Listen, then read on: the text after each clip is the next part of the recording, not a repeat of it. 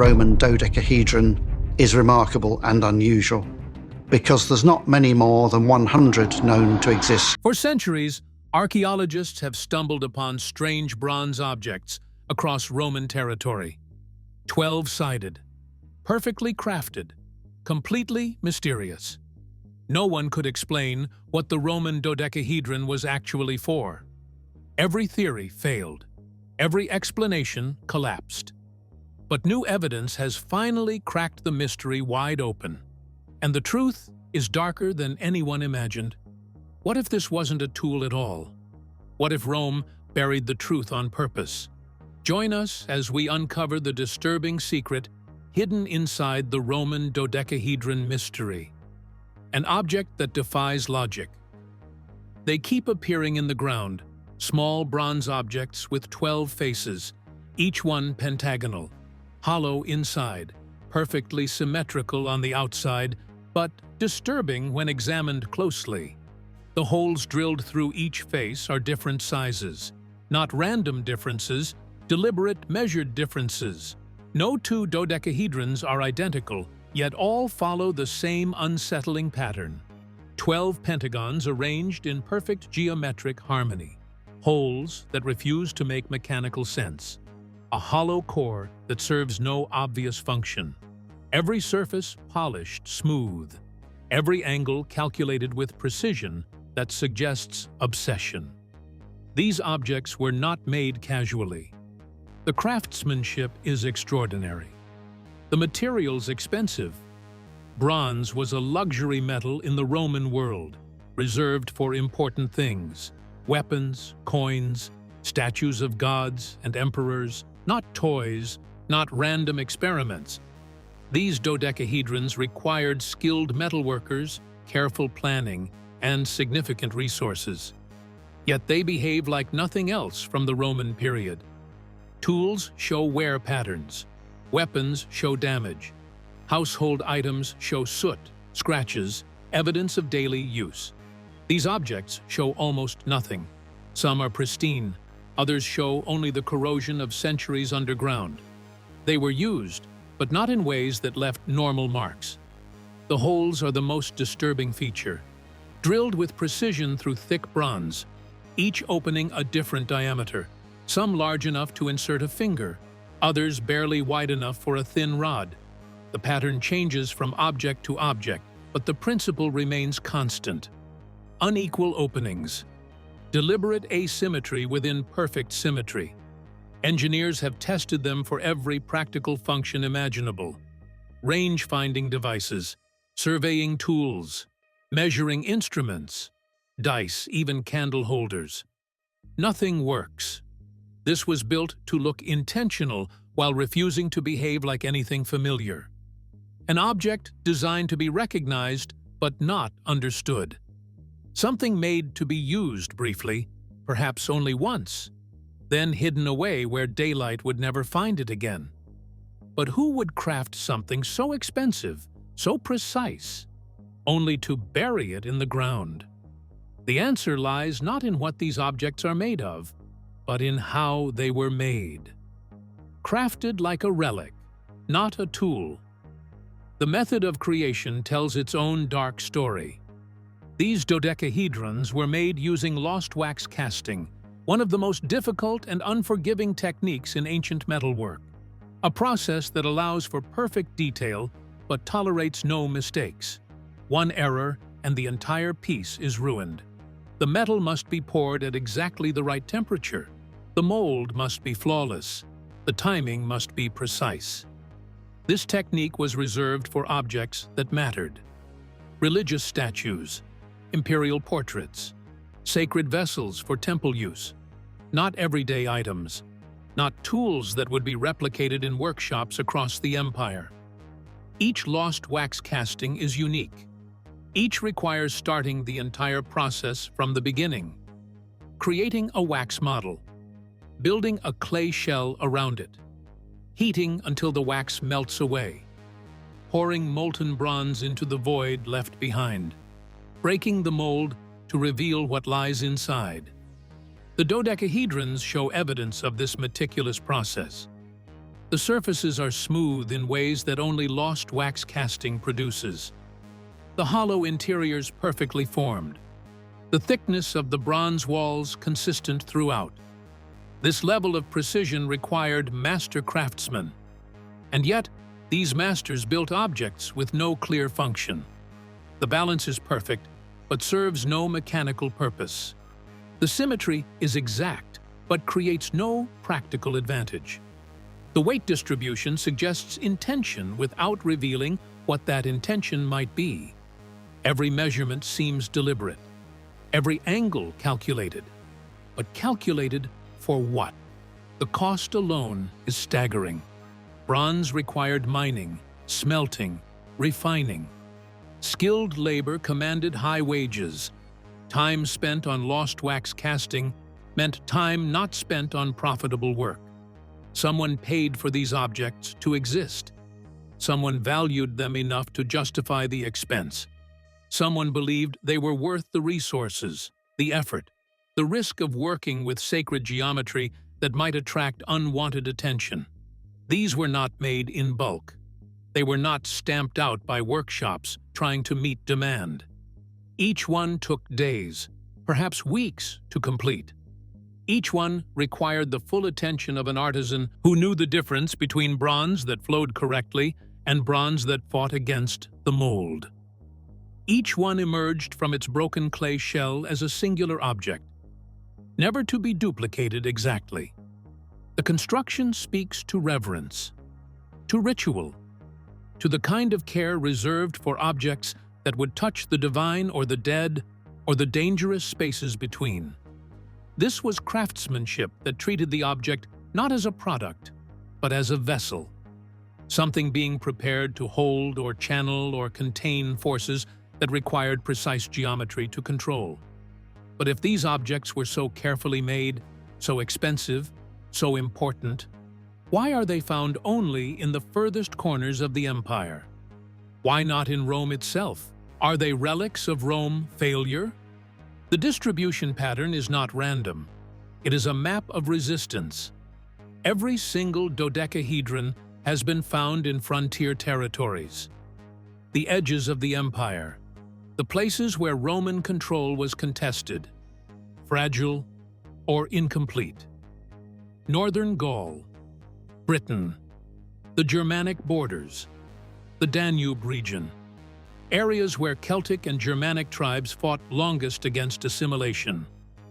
Not one has ever been discovered in Rome itself. Not in the forums where senators debated, not in the temples where state religion flourished, not in the villas of the wealthy, not in the workshops of the city. The heart of the empire, the center of Roman power, contains no trace of these objects. Neither does the Italian peninsula. Neither do the fully Romanized provinces of the Mediterranean. This absence is as meaningful as the presence elsewhere. These objects cluster in regions where older beliefs survived underground, where Druids continued their practices in hidden groves, where local gods refused to vanish into Roman pantheons, where the sacred calendars of solstice and equinox still mattered more than imperial feast days, where families remembered rituals that predated the legions. The dodecahedrons appear in settlements that looked Roman but remained spiritually separate, in zones of cultural friction where two worlds collided but never merged. The Germanic frontier tells the same story. Objects found near the Rhine, near military camps, near the boundaries where Roman soldiers faced peoples who would eventually bring down the Western Empire. These were not lands of easy conquest. These were places where Rome built walls and forts, and constant vigilance was required, where loyalty could never be assumed, where the old ways waited in the forests beyond the firelight. Archaeological context confirms the pattern. Dodecahedrons appear in rural settlements, not cities. They mark the places where Rome's cultural conquest stalled, where propaganda and punishment could not erase what people believed when the soldiers were not watching. The empire's strength lay in uniformity, Roman law, Roman language, Roman gods absorbing local deities, Roman architecture replacing native styles, Roman time replacing sacred calendars. But in the frontier zones, uniformity was a facade. Beneath it, older patterns persisted, older knowledge survived, older objects continued to serve purposes Rome could not acknowledge. The dodecahedrons map this hidden world.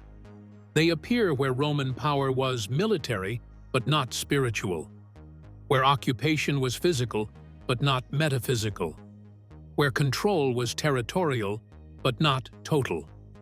Each discovery marks a pocket of resistance, not armed rebellion, something deeper, the persistence of beliefs that Rome's rationalized religion and state-controlled divination could not replace.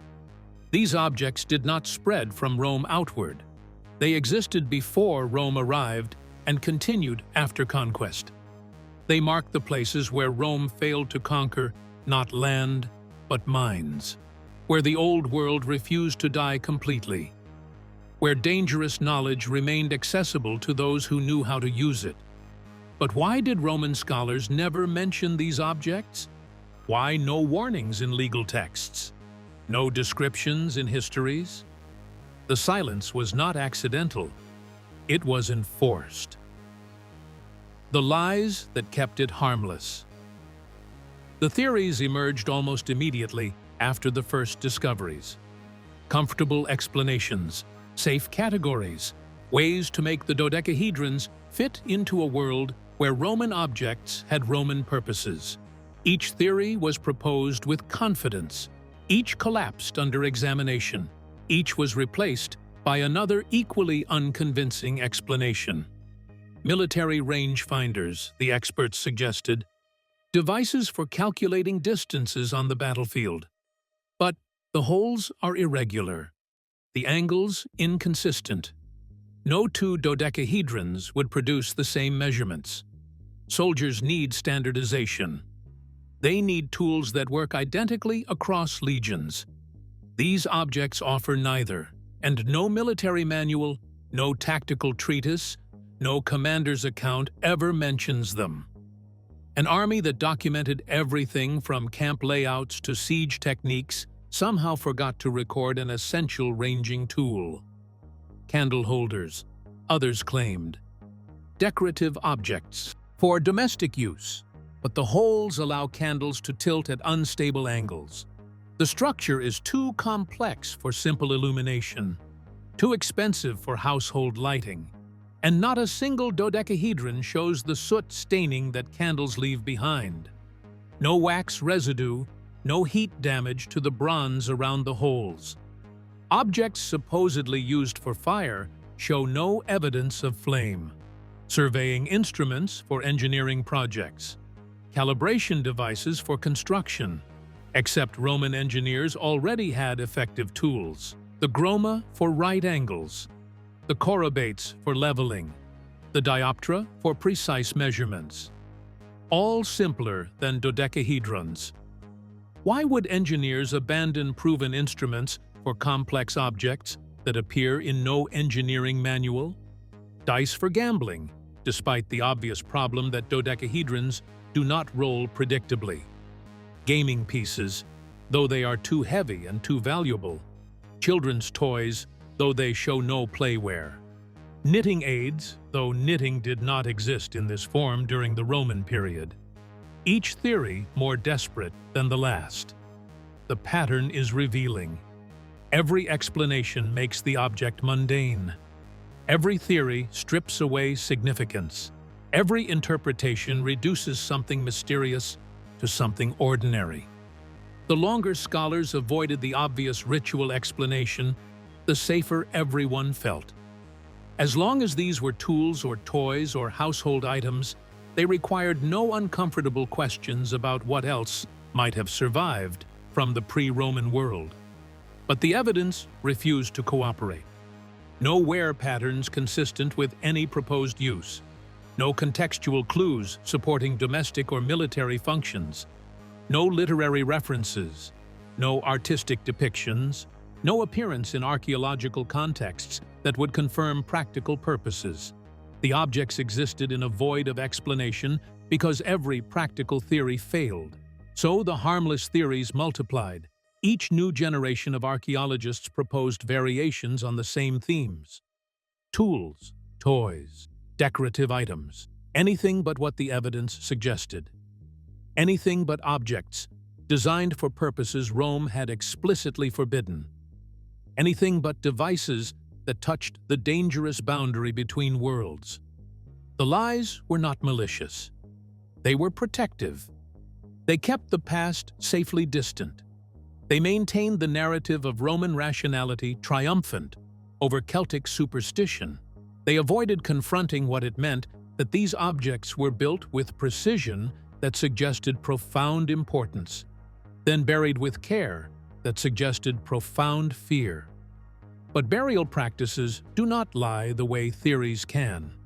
The ground remembers what scholarship prefers to forget. Buried like something dangerous. Norton Disney changed everything. A small village in Lincolnshire, England. An archaeological excavation in 2023. A dodecahedron emerged from the soil in a way that could not be explained as loss or discard. This was deliberate placement, careful concealment. The object had been positioned, not dropped. The surrounding soil told the story. Undisturbed earth. No signs of digging and refilling from later periods. The dodecahedron was placed during the Roman occupation and sealed immediately. Not thrown into a midden heap with broken pottery and food waste. Not left in a structure that later collapsed. Not abandoned in a field or workshop. Placed in the ground as if the ground was where it belonged. This was not burial for safekeeping. Valuables hidden during emergencies are buried with markers near buildings, in places where recovery is possible. This was buried in open ground, no nearby structures, no reference points for retrieval. The bronze alone was worth recovering. It could be melted down, reused, sold, yet someone chose to bury it beyond recovery. Other sites confirmed the pattern. Dodecahedrons found in sealed deposits, in foundation trenches, near boundary markers, in liminal spaces between settlements and wilderness, placed at thresholds, positioned at edges, located in the spaces that separate one world from another. These are the traditional locations for objects too dangerous to destroy, but too powerful to keep. Destruction was always an option. Bronze melts easily. The metal could be repurposed, the form erased. But that is not what happened. Instead, these objects went into the earth intact, as if breaking them was riskier than burying them, as if the geometry itself held something that needed to remain contained, not released through destruction. The care taken is unmistakable. These were not discarded. They were interred. The same word used for human burial applies here. An object returned to earth with intention, with ritual, with the understanding that some things belong underground, that some knowledge should not walk freely in daylight, that some tools for touching the other world must be neutralized when their work is complete. Roman sources describe similar practices with cursed objects. Defyctiones, curse tablets, were buried deliberately. Magical papyri were hidden in tombs. Objects that had contacted dangerous forces required careful disposal, not destruction, burial, returning them to the earth that could absorb what human hands should not touch. The dodecahedrons received the same treatment, used, then buried, activated, then sealed. Their presence in the ground is not evidence of loss. It is evidence of fear. But what were they used for that required such careful disposal? The answer begins with light. Light as a weapon. Sunlight changes everything. Modern researchers finally tested what ancient users already knew. When light passes through the unequal holes, the dodecahedron transforms. Shadow patterns emerge. Geometric projections appear on surfaces. The object becomes a device for manipulating how light and darkness interact. The 12 pentagonal faces catch sunlight at different angles throughout the day. The holes, each a different size, create distinct shadow shapes. Small holes produce sharp points of light. Large holes cast broader penumbral zones. The combination creates patterns that shift as the sun moves across the sky. The object maps time through shadow. But this is not crude timekeeping. The precision is too exact, the geometry too specific. When positioned correctly on equinox days, the shadow patterns align with cardinal directions.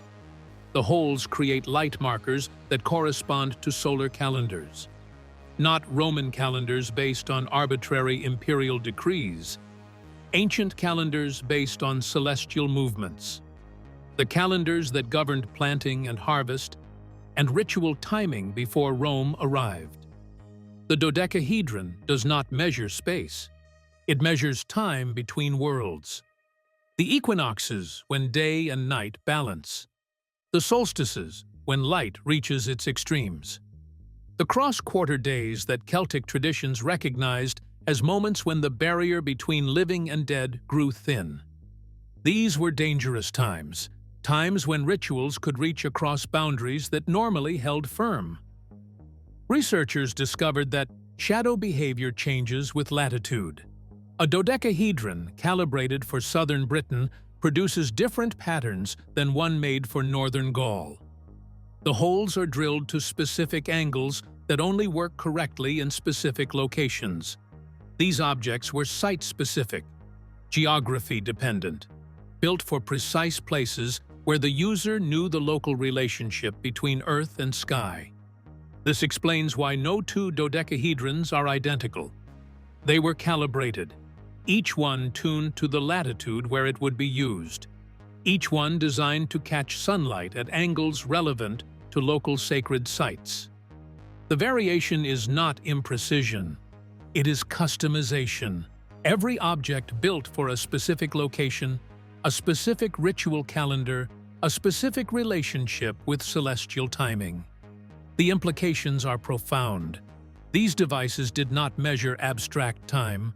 They identified specific moments when ritual work became possible, when the geometry of Earth and Sun aligned correctly, when shadows fell in patterns that marked openings, windows in time, when the normal rules weakened and other rules applied.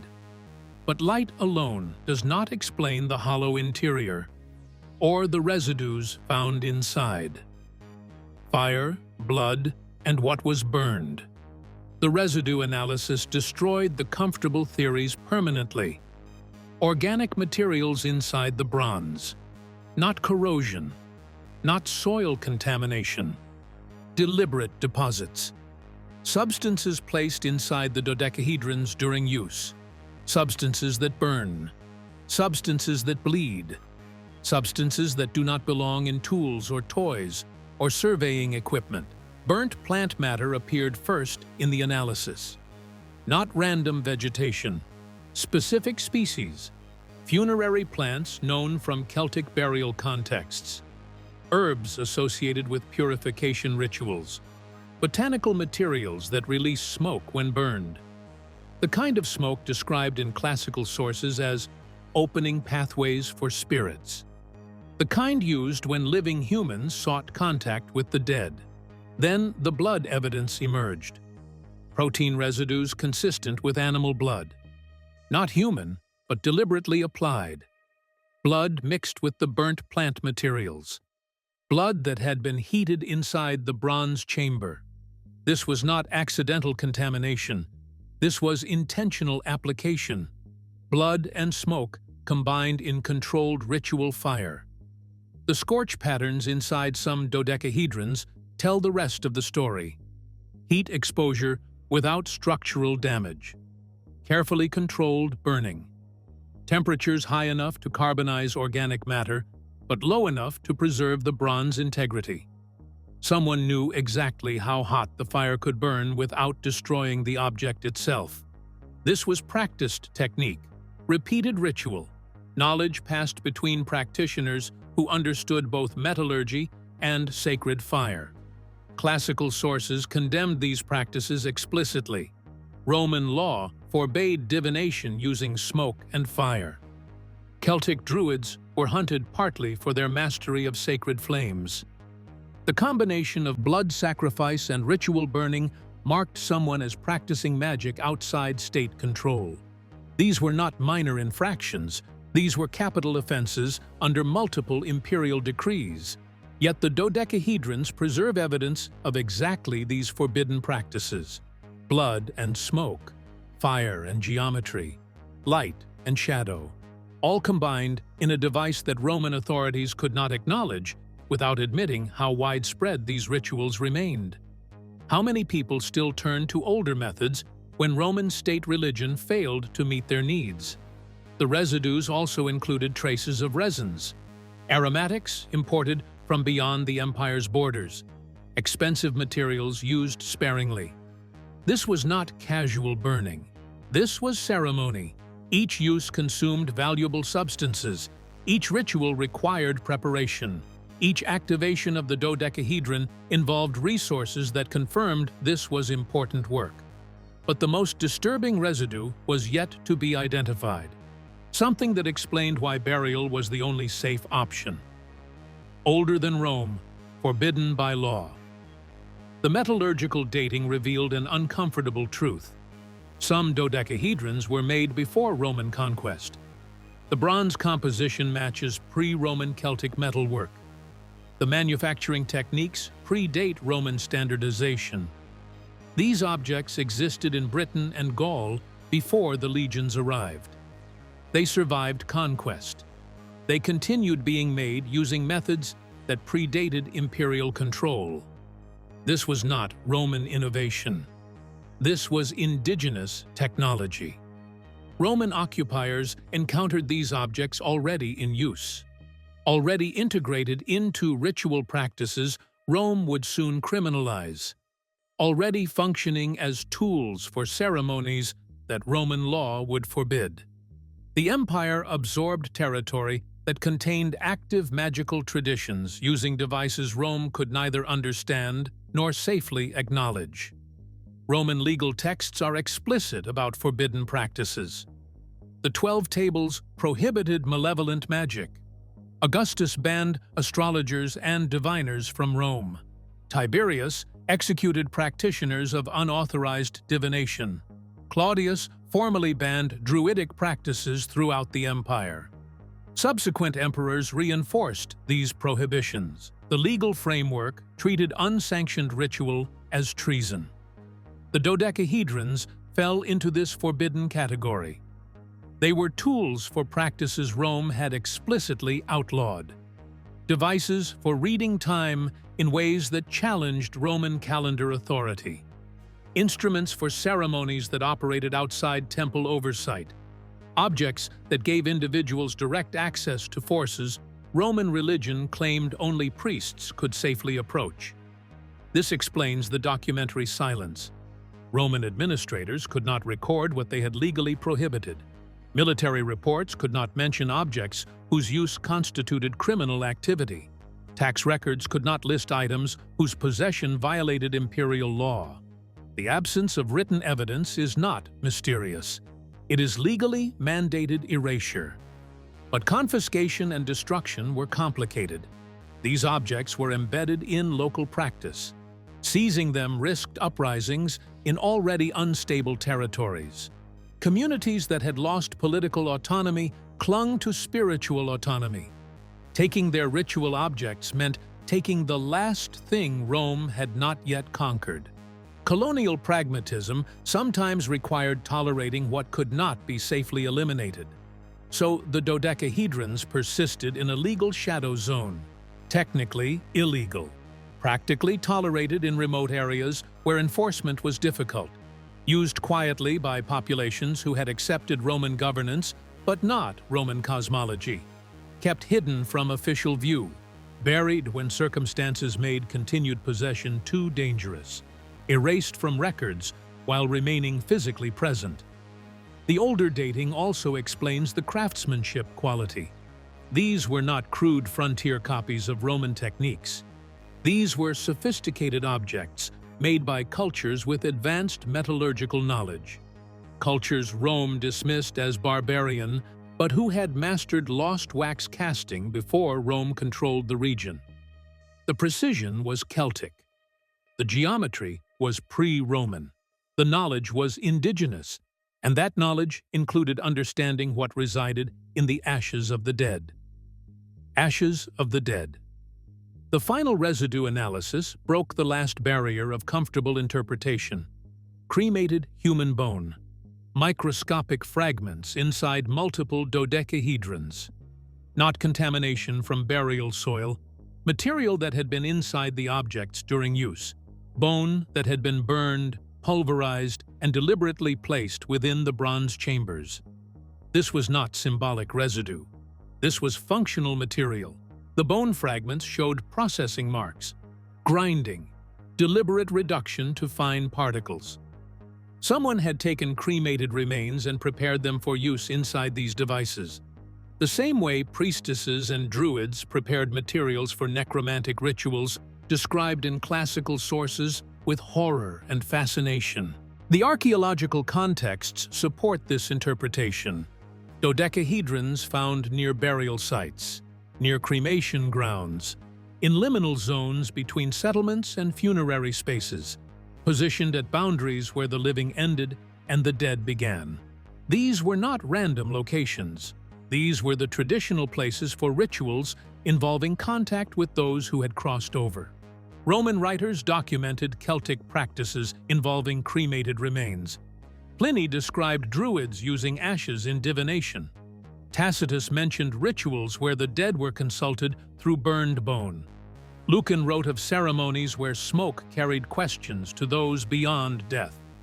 All practices Rome condemned, all practices that required careful timing, specific geometry, and controlled fire. The dodecahedrons provided the technology for these forbidden rites. The hollow interior held the cremated bone mixed with herbs and blood. The unequal holes controlled airflow and smoke dispersal. The geometric precision created the correct shadow patterns for timing. The bronze contained the heat without allowing destructive temperatures. Everything needed to create a controlled threshold between worlds. This explains the careful burial.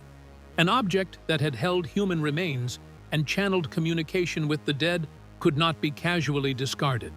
It had been activated, used to bridge the gap between life and death, contaminated by contact with forces that required respect and caution. These were not objects you threw away. These were objects you returned to Earth with the same care you would return a body. The presence of human ash also explains why destruction was not an option. Breaking an object that had touched the dead risked releasing what it contained.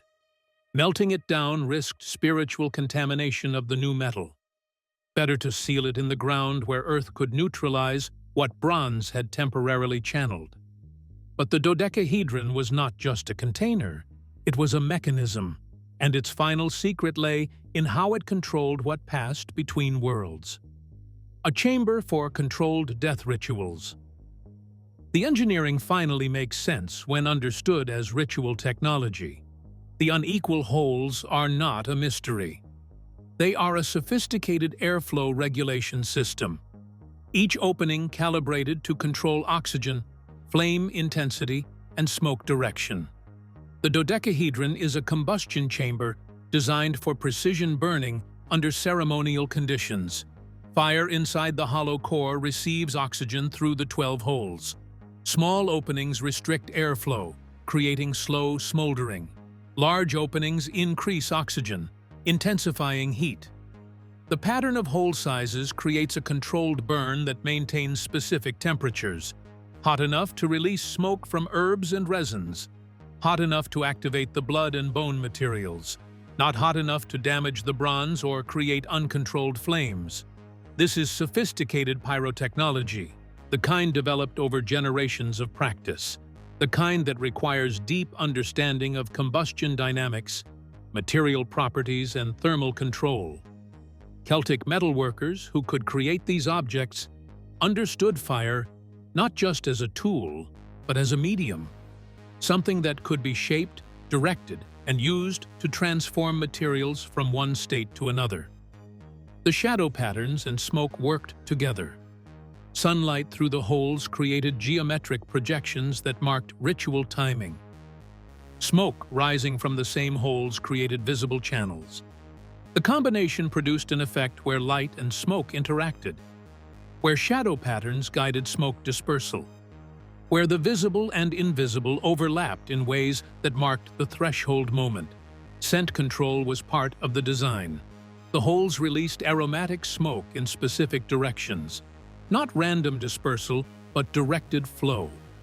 The geometry created patterns in how the smoke moved through space, patterns that practitioners would recognize, patterns that indicated the ritual was proceeding correctly. The dodecahedron was not just burning materials, it was orchestrating a multi-sensory ceremony. Heat manipulation completed the system. The bronze absorbed and radiated warmth in controlled ways. The object became hot to touch, but not dangerously so. This physical heat marked the activation. The dodecahedron transformed from inert metal to active device, from object to threshold, from tool to doorway. This was not a container. This was a controlled aperture, built to open a specific kind of connection, maintain it briefly, then close it again. The ritual began with placement and timing, continued with fire, blood, and bone, peaked when smoke and shadow aligned correctly, ended when the materials burned completely and the bronze cooled. Then came burial. Because an object that had opened such a doorway could not remain in casual circulation. It had served its purpose. It had touched what should remain separate. And like all things that bridge forbidden distances, it had to be neutralized. The earth holds what Rome could not destroy. This object challenged Roman order at its foundation. It represented knowledge that predated the empire, power that existed outside state control, access to forces Rome claimed only authorized priests could approach. It survived conquest, but not acceptance. So it was buried, undocumented, and ignored. Silence became the final act of control, not the silence of forgetting, but the silence of deliberate erasure, the kind of silence that protects empires from questions they cannot answer. If Rome erased this so completely that only the ground remembers, what other knowledge was deemed too dangerous to survive? What other technologies were buried? What other practices were written out of history? The dodecahedrons were not lost. They were hidden. And perhaps some knowledge is meant to stay buried. If you enjoyed this video, like and subscribe, and also click the next video shown on your screen